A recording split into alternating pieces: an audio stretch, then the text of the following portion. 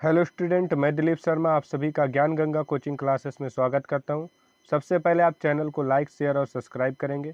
आज मैं आप सभी के लिए अति लघुत्तरीय प्रश्न लेकर के आया हूं जो आपका 10 नंबर का आता है। अगर आप इसे पढ़ लेते हैं तो पेपर में आपको किसी प्रकार की दिक्कत नहीं होगी। आप देखेंगे क्वेश्चन नंबर 1 है, छायावादी युग के 2 कवियों के नाम तथा उनकी रचना लिखो। तो छायावाद के जो 2 कवि हैं उनमें पहले हैं जयशंकर प्रसाद, इनकी रचना है आंसू और कामायनी। और दूसरा हम देखते हैं कौन है कवि। तो दूसरे की तरफ हम चलेंगे, देखेंगे कौन है कवि।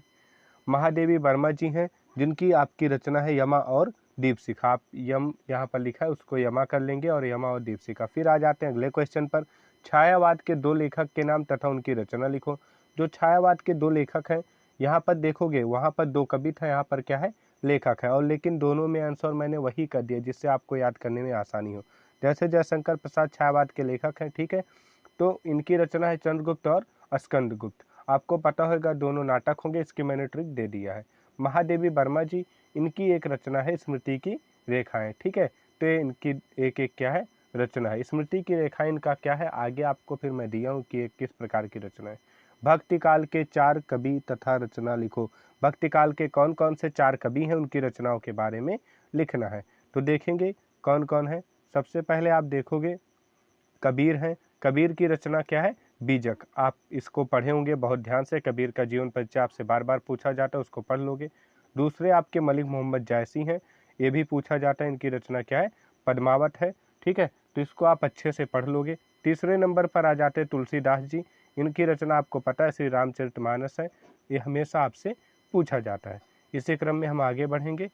आगे क्या, द्विवेदी युगीन 2 कवियों तथा उनकी रचनाओं के नाम बताइए। आपको द्विवेदी युग की 2 कवियों तथा उनकी रचना का क्या करना है, नाम बताना है। इसमें अयोध्या सिंह उपाध्याय हरिऔध है, जिनका क्या है वैदेही वनवास, रस कलश और प्रिय प्रवास। इसमें से कोई एक रचना पूछी जाएगी।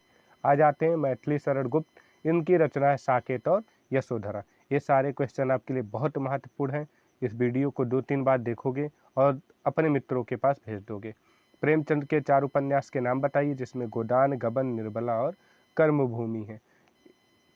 और आप किस विषय पर क्या ट्रिक चाहते हो उसके बारे में नीचे मेरे कमेंट बॉक्स में लिख देंगे। हिंदी के 2 आत्मकथा लेखक तथा उनकी रचना का नाम आपका क्वेश्चन नंबर 6 है। इसको देखेंगे कौन कौन है आत्मकथा के लेखक। पहले नंबर पर हजारी प्रसाद द्विवेदी हैं, बाण भट्ट की आत्मकथा। इसको आप ध्यान पूर्वक 2-3 बार देख लोगे पेपर देने से पहले। आ जाते हैं दूसरे नंबर पर, देखते हैं कौन है। दूसरे नंबर पर डॉक्टर राजेंद्र प्रसाद हैं, इनकी रचना है मेरी आत्मकथा, ठीक है। तो इस प्रकार हमें इस वीडियो को 2-3 बार देखना है, सबके पास शेयर करना है। अगला क्वेश्चन है, किन्हीं 2 एकांकी कार तथा उनकी एक एक रचना का नाम लिखो। ये सारे क्वेश्चन बहुत ही महत्वपूर्ण हैं। राम कुमार वर्मा, इनकी रचना का क्या नाम है, दीपदान है। इसको आप अच्छे से पढ़ लोगे, ध्यान से देख लोगे, उसके बाद फिर आप क्या करोगे, जाओगे। धीरेन्द्र वर्मा की एक है मेरी कॉलेज की डायरी। आप इसको क्या करोगे, अच्छे से ध्यानपूर्वक 2-3 बार पढ़ोगे, जिससे आपको पेपर में आसानी हो। किन्हीं 2 कहानीकार का नाम तथा उनकी रचना लिखो। आपका क्वेश्चन नंबर 8 है। कहानीकार आप इसको जानते ही होंगे, मुंशी प्रेमचंद, पंच परमेश्वर इनकी कहानी है। इसी प्रकार हम देखेंगे दूसरे नंबर पर कौन है।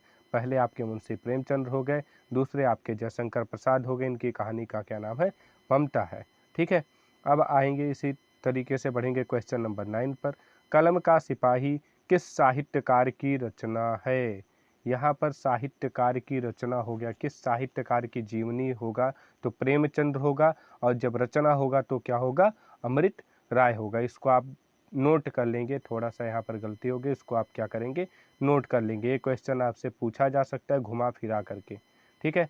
आते हैं हिंदी के 2 संस्मरण लेखक का नाम लिखो, ठीक है। जो संस्मरण के लेखक हैं उनका हमें क्या करना है, नाम लिखना है। 2 पहले पर आपके महादेवी वर्मा, इनके संस्मरण क्या है, स्मृति की रेखाएं। एक क्वेश्चन के आंसर को मैं 2 बार दिया हूँ, जिससे आपको याद करने में थोड़ा सा आसानी हो। दूसरे नंबर पर राम वृक्ष बेनीपुरी हैं, इनका क्या है, मुझे याद है। तो राम वृक्ष बेनीपुरी मुझे याद है। इसको आप इस तरीके से कर सकते हो कि राम वृक्ष बेनीपुरी मुझे याद है। अब आगे आ जाते, प्रयोगवादी युग की 2 विशेषताएं लिखो। आपसे पूछ सकता है कि प्रयोगवादी युग की 2 विशेषताएं क्या है। तो पहला आपका विद्रोह का स्वर है और दूसरा क्या है, लघु मानव की प्रतिष्ठा है, ठीक है। पहला आपका विद्रोह का स्वर, मतलब प्रयोग में विद्रोह होगा, और लघुमानों की प्रतिष्ठा, ये दोनों आप क्या करोगे, याद कर लोगे। फिर आ जाते हैं क्या भूलूं क्या याद करूं, किस विधा की तथा किसकी रचना है। तो क्या भूलूं क्या याद करूं, ये आपका क्या है, हरिवंश राय बच्चन जी की रचना है, और ये क्या है, आत्मकथा है। ठीक है, तो इसे इस प्रकार से आप क्या कर सकते हो, याद कर सकते हो। फिर इसी तरीके से हम आगे बढ़ेंगे। आगे जब जाएंगे तो आगे देखेंगे कि क्वेश्चन नंबर आपका 13 होगा।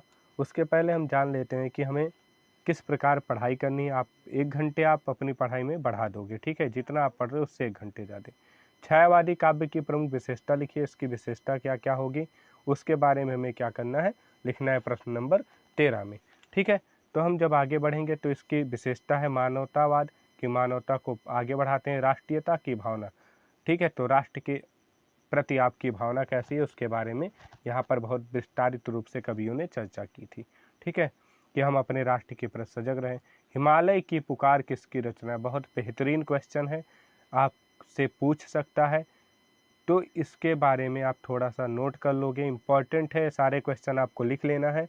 तो हिमालय की पुकार रचना है जयप्रकाश भारती की। इसी प्रकार जब हम आगे बढ़ेंगे तो देखेंगे कि क्वेश्चन नंबर आपका जो 15 है वो क्या है।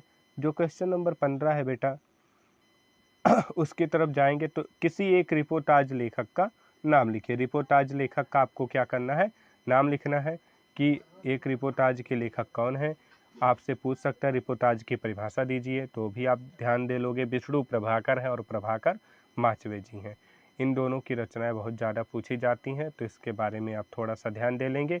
आप किस पर वीडियो चाहते हैं मुझसे कमेंट बॉक्स में लिख करके बता देंगे, जिससे उस सब्जेक्ट पर हम वीडियो दे सकें। किसी एक यात्रा वृत्तांत लेखक का नाम लिखिए, बहुत ही बार पूछा जाने वाला क्वेश्चन है। राहुल संकृत्यायन और देवेंद्र सत्यार्थी ये यात्रा वृत्तांत लेखक का नाम है। सबसे इम्पॉर्टेंट इसमें राहुल संकृत्यायन जी हैं, इनको आप 2-3 बार इनकी रचनाओं को भी पढ़ लेंगे। किन्हीं 2 रेखा चित्र लेखकों का नाम लिखिए। रेखा चित्र लेखक कौन कौन है उनका नाम आपको लिखना है।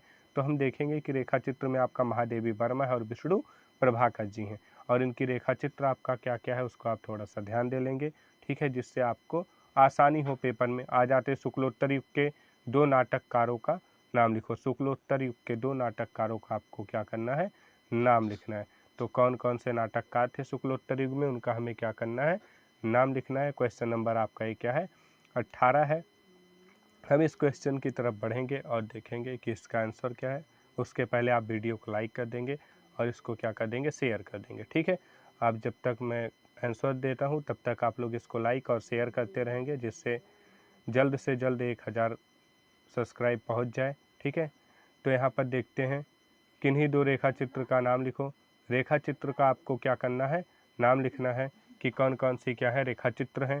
तो रेखा चित्र में आपको भी मैंने बताया था, महादेवी वर्मा और डॉक्टर नागेंद्र और विष्णु प्रभाकर जी क्या है, रेखा चित्र लेखक हैं, जो आपको इनके क्या करने थे, नाम लिखने थे। ठीक है, फिर मधुशाला किसकी रचना है, इसको देख लेते हैं। मधुशाला आपकी किसकी रचना है, मधुशाला ये बहुत बार पूछा गया, हरिवंश राय बच्चन जी की क्या है, रचना है। इसको आप ध्यानपूर्वक ध्यान से पढ़ लोगे। हरिवंश राय बच्चन जी, क्या भूलूं क्या याद करूं, ये रचना। मधुशाला किसकी रचना, ये भी आपसे पूछ सकता है। रसवंती किसकी रचना है, ये आपका एक इम्पॉर्टेंट क्वेश्चन है कि रसवंती किसकी रचना है। तो रसवंती आपका क्या है बेटा, रसवंती जो है रामधारी सिंह दिनकर जी की रचना है। आप इन सारे क्वेश्चंस को, इस वीडियो को कम से कम 3-4 बार देखेंगे और अपने सारे मित्रों के पास इस वीडियो को भेज देंगे, जिससे वो इसको देख लें और उनके पेपर में क्या हो, थोड़ी सी आसानी रहे। और आपको कौन सी टॉपिक ऐसा है जो कठिन लगती है वो आप हमें बता देंगे, जिससे हम क्या करें, उसके ऊपर वीडियो बना करके आपके लिए भेज दें। और जैसे ही आपका पेपर होता है उसका आप मुझे स्क्रीनशॉट भेज सकते हैं। ठीक है, उसके बारे में उसी हिसाब से हम अच्छा देने के लिए आपको कंटेंट रहेंगे। धन्यवाद।